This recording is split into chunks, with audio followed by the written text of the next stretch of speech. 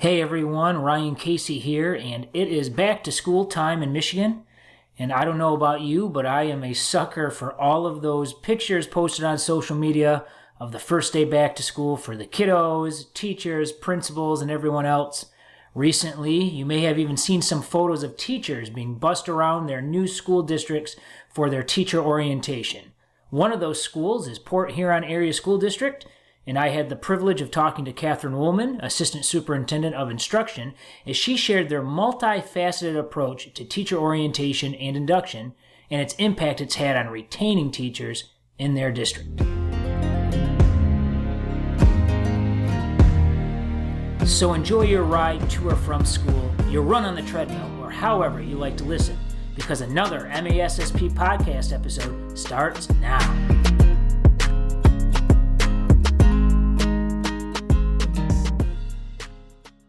All right, Catherine, thank you so much for joining me on this podcast today. I really appreciate it.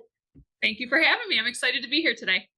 Hey, before we jump into new teacher training and whatnot, can you just explain a little bit about your role currently at Port Huron and maybe a little bit of your background, kind of what led you to this current position? Absolutely. I'd love to. So I am starting my 6th year here in Port Huron. I am their Assistant Superintendent for Instruction. So I oversee all the things that are tied to the classroom. So everything from the grants that we write to pay for the intervention, to the curriculum and resources that we use, the assessment tools, special education support. So I oversee all of those things. So I love my position. It seems like every year it's different. It's never the same. So even though it's my 6th year, we're starting all over again this year.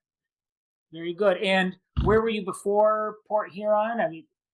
Okay, so I started out as a high school teacher. I taught at Oxford High School, and from there I moved to the East China School District, where I was administrator for 10 years. So I'm actually starting my 20th year in education, but my 6th year here in Port Huron.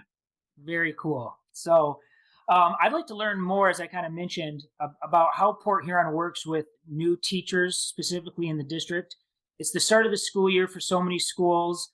I'm excited because my kids are at school today, so it was a good day for me. So everyone's onboarding their teachers that are usually brand new to the profession. But we're also in this weird time right now where we have a lot of veteran educators maybe transitioning or going to different districts. I know you are a large district, especially in our area, in the thumb of Michigan. Are you seeing a lot of this as well? Yes. So we did not actually anticipate the number of vacancies that we ended up having. So we've hired a little over 50 new teachers this year. Wow. But of those 50, I would say a little over a third are veteran teachers. And when I say veteran, they're coming in with most of them 15 years plus experience. So they're not in those first 4 years where they might move around. These are teachers who've done over a decade in the classroom. And so they're coming highly seasoned to us with lots of experience that they can share.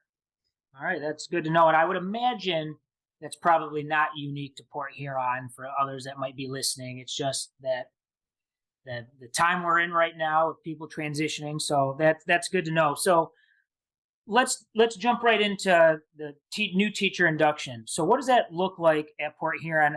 I saw a really cute photo of all your teachers gathered together, and I've seen a lot of other school districts do this. And I think it's a great way just to showcase to the community what's going on and the effort you're putting in to work with these teachers. So can you just kind of walk us through what was going on that day and kind of what are some things that you have planned? Absolutely. So new teacher orientation has definitely evolved. I think back to when I was a new teacher, we got a bus tour of the district. It was half a day and then, good luck and Godspeed. Ours is a 2-day event now, and we have such a range. So you have people who are in the 1-year teacher prep programs to, as I mentioned earlier, people who are 15-year plus veterans. So it's finding something that helps all of them feel acclimated and ready to start. So what we have is they spend one whole day here at central office where our superintendent kicks off the day and he introduces all of the department heads and the board members. And then we rotate through giving them. Day one is really the bare bones. What do you need to know about the district that you've joined? So what's just about the area, the district, our size? What supports do we have? And then it's how do you access all those resources to start day one? One thing we've heard from teachers in the past is it's great we got all of your philosophy, but I didn't know how to access attendance. And so making sure they have everything they need that first day to start school. And then the second day, we really break them up into levels. So elementary, middle, and high. and they get orientation to the level specific resources and content. And then from there, they leave and they get a building orientation. So our building principals are able to meet just with the staff that are new to their building, talk about their building procedures, their building expectations. Many have already seen their classroom by this point because they're excited. But if they haven't, this is where they can get their keys. They can meet the secretaries, the custodians. The other thing we heard is, you guys threw a lot at us in orientation, but then by the time we got to our classrooms, we forgot a lot of it. So over the last couple of years, we've really revamped the program so that we do day one is getting started. What do you need to know? Day two is here's your content and an orientation to their building so that by the time they show up today, which is our first day of teachers in the district, they are ready to rock and roll. That's such a really good approach because I think back to when I was a new teacher or even a principal, and it just makes to have a kind of a system in place. It just seems like it makes it that much easier and efficient for everybody, right? Not just the teachers to have kind of this group of people that they're going to be in the same boat with, maybe in their same building right down the hall or just across the district. But even from an administrator standpoint, being able to, instead of trying to do this a couple at a time or hit or miss as they're coming in and out of the building, it just seems like a really smart approach to doing that. Go ahead. I was just gonna say, it's definitely, I think, helped with retention. One thing we've heard is when teachers are frustrated right off the bat, that's when they start to think about leaving the district or leaving the profession. We've found that if we can get them everything they need and have a strong start, they're more likely to stick with it and to stay, especially those new teachers or the people that are in those one-year teacher prep programs. If we can give them a strong start, then they are more likely to stick with it throughout the school year and into future years. I was just going to ask you that question. So that's a great transition. So how long have you been kind of working on this approach? I know you mentioned you've been fine tuning it the last so many years in order to kind of get that feedback from some of these teachers. So you must have been doing this for a few years, kind of this approach. This is the third year that we've been doing this approach. And every year we survey the new teachers at the end of the 2 days and get their feedback on what could we have done better? What would you suggest for next year's new group? And so each year we keep refining it based on their feedback. This year we did completely revamp the agenda because of the feedback from last year. They just said we need more time in the building. So we had gone from last year, I think they got maybe an hour at the end of the second day, to we gave them a half day in the building with their principal, getting that building orientation. So every year we survey and we keep revamping it because, again, we want them to feel welcome, which is, that's the morning of that first day, is welcoming them, the district orientation. But then we also want them to feel ready to start. They need to have, little things like, how do I take attendance? But also we give them their staff device. We give them their fob to get in and out of the secure entrance and explain how it works. Little things, HR comes in and says, here's how you put in a sick day. Those things are going to happen. And if we can front load that for them, and then they're not worried about those organizational pieces and they can focus on teaching, they're more likely to be successful. Absolutely. So we kind of have these 2 days at the beginning of the year planned out. Is there anything that you guys also do throughout the year at all with these teachers? Maybe not the veterans, maybe so, whether it's like a check-in halfway through or a monthly thing? We do. So we actually bring all of our new hires, whether they're veteran or not, we're going to bring them back together 3 times during the school year. So part of day 2 was a book study that we kicked off. And so we'll bring them back to continue walking through that. They're actually doing right here, they're doing What Great Teachers Do Differently by Todd Whitaker. And so actually it really walks them through everything they need to know about being in a classroom. And we actually had excused some of the veteran teachers. We're like, you guys have been doing this. You don't necessarily need to participate. And they were like, can we please? Oh, that's so cool. All of them chose to continue to participate. And the chapters are really mapped out with some of the timely things they're going to see during the school year. When you start to talk about the importance of communicating to parents, you've got conferences middle of the fall. So there's some pieces that it'll pave nicely with when you start talking about assessment. There's some pieces in there that'll help them. So we're going to bring them back to do that. So we'll meet with them a few more times spread out throughout the school year. We also assign everyone, whether they're a 15-year veteran or they just graduated in May, everyone receives a district mentor.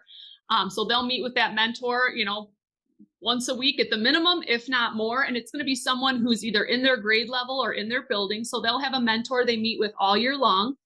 And then in addition to that, we have 6 instructional coaches in the district. 3 of them focus very heavily just on, instructional practices. And then we have another 3 that focus on social emotional learning and PBIS. Those coaches together will connect with every single new hire the first 2 weeks of school, checking in on them. How are you doing? What can I help with? Because even though they might be a veteran teacher, the population of students they might be working with is different. They might have been a middle school teacher and now they're in elementary, or vice versa. So we want to make sure that the coaches, they just reach out, but then they follow up with them. So they'll set appointments to meet with each of them over the course of the first quarter, continuing to check up on them. And then if they choose to continue, the coaches will meet with them regularly all year long. That's great. What a great amount of support that's tied into this. Not just, it's one thing to feel like you're part of a group, like, oh, I've got some other people that are new to the building like me. We can kind of figure some things out together, right? But to be able to have a mentor, and then on top of that as well, access to an instructional coach seems like that really helps support them considerably, especially, for being a new person to a building. We heard last year, even from the teachers we hired from other districts that were veteran, they said of all the things that the district offered them, coaching was the most valuable. Overwhelmingly, having those coaches who could come in and it's judgment free, it's not tied to their teacher evaluation, but someone they could ask questions to, someone who could model things for them, someone who could observe, sometimes first hour and fifth hour look very different in a high school, someone who could watch and give feedback, not tied to their evaluation, but strictly tied to their own growth. They said that was something that they hadn't experienced in many of the other districts that they'd worked in, and they felt very valuable. And I think for our new teachers, it kind of continues that learning from coming out of student teaching. This is almost a continuation of that. You've got that mentor or that veteran teacher giving you feedback, just like they had in student teaching. So they're also very comfortable with it and open to it. Absolutely. And then I would imagine towards the end of the year, they've made it through the year. They've gone through the book study. There's probably some sort of celebration, or they probably feel pretty good, like they kind of completed this program. There might be some that I would imagine too, if they're like a year 1 teacher, are some of them given the option to do this again? Maybe not the tour of the district, but to maybe kind of still be part of this group and do the book study on year 2, year 3? Yes, so we allow them, they continue to work with their mentor, they continue to work with the coach, and they're able to meet. We will also continue to provide optional sessions for the, as long as they want. We provide optional sessions for professional development year round. And so teachers, whether they're new or veteran, are welcome to jump in those, just because we all reach a point where, we need some support. Absolutely. I'd love to just know, one of the pieces of feedback you got was offering the instructional coaches. What are some other things that some of these new teachers that maybe aren't new teachers anymore have said about this opportunity? I think overwhelmingly, what we've heard is, this is a period in education where teachers there's movement, there's choice between districts. And that's not like when I think back to when I was a teacher, that wasn't a thing. And so what we're hearing is they're thinking very carefully about their choices, and they're looking for districts that will support them. So the coaching has been a big deal. The mentorship has been a big deal. And then a district with PBIS is also something that a lot of them have said that they are looking forward to being part of here in our district. They want to be part of something proactive. They said they felt, especially since the pandemic, a lot of their teaching has been very reactive. And so the pieces that they're excited about would be those 3 things. And I think those are the things where we really need to make sure that we have strong systems in place to support them so that they choose to continue with us. Because again, they've got choice. Absolutely. And I would imagine, this is just a random thought that popped in my head, this is probably considered district provided professional development with these groups. Are they able to get sketches for the book study and all the different check-in meetings that are happening? Yes, so we check all the boxes. So they'll get their 30 hours of district provided PD. As new teachers, they'll get those additional hours that they need from the state. They'll get sketches for the PD sessions, as well as the time they spend with their mentors. So we want to make sure that they're set up to check all the boxes with the state, and they're moving well along towards renewing that certificate down the road. That's great. I'm just really impressed by the entire approach you're taking to it. Not just hey, let's hop on a bus and drive around the district, but really having these informational meetings, and then all of the check-ins throughout the year, plus all of the other support. I tried doing something similar when I was administrator. We called it New Teacher Club. And it was really for them to have like a monthly meeting. We followed it. We did a book study. This was really for specifically new teachers, not maybe veteran ones, unless they wanted to. And we used the first year teacher survival guide. I don't know if you've ever seen we that used book to use before. that one. You can tear out the page and like Yes. Xerox off. Here's what a sample, attendance roster would look, back before they were clicking it all in on the computer and stuff. And so, but this is this completely next level what you guys are doing at Port Huron. So I think it's really, really well done, and I'm glad I got to talk to you today. And hopefully, everybody's listening is getting some wheels turning for something that they can do maybe next year, as everyone's in back to school mode right now. By the time this comes out, so I know you are busy getting ready. Are teachers back and students back yet, or not until after Labor Day? Our teachers came back today. Our students come back next week after Labor Day. So it's hopping here. We're busy. So having said that, I will let you go because I know you have other things to do. So I really, really appreciate your time. And I hope everybody listening, can look to maybe this model and try and implement this themselves if they feel this is something that they maybe want to try at their district as well. So really appreciate your time today, Catherine. Oh, thank you for having me. We love to talk about what we can do to support teachers. It's a team approach. So thank you for having me today, Ryan. Awesome. Take care. Thank you. Thanks. Bye.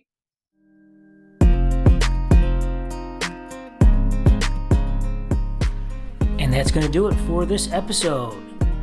Thank you for listening to the MASSP podcast. Remember, you can listen to this podcast and others anywhere you get your podcasts, including Apple Podcasts, Spotify, and iHeartRadio. Just search for MASSP or hit the subscribe button right now. Thanks for listening and have a great day.